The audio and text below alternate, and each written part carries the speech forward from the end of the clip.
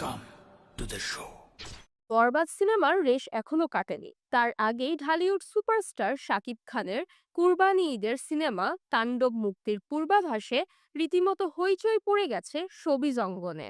বর্তমান সময়ে হিট নির্মাতা রায়হান রাফি পরিচালিত তাণ্ডব ঘিরে বেশ আগে থেকেই দর্শক উন্মাদনা তুঙ্গে ছিল। এবার সেই উন্মাদনাকে বহুগুণ বাড়িয়ে দিল সিনেমার টিজার প্রকাশের পর। রোববার সকালে সামাজিক যোগাযোগ মাধ্যম ফেসবুকে আলোচিত এই সিনেমার টিজারটি প্রকাশ করেন সাকিব খান নিজেই। আর ক্যাপশনে লিখলেন, সিনেমার ভূমিকম্প শুরু হতে চলেছে, বিশৃঙ্খলার নতুন রূপের মুখোমুখি হন। এখানে রয়েছে বহু প্রতীক্ষিত তাণ্ডবের পূর্বাভাস। টিজারে দেখা যায় মুখোশ পরা একদল মানুষ একটি ভবনে প্রবেশ করে সবাইকে জিম্মি করে।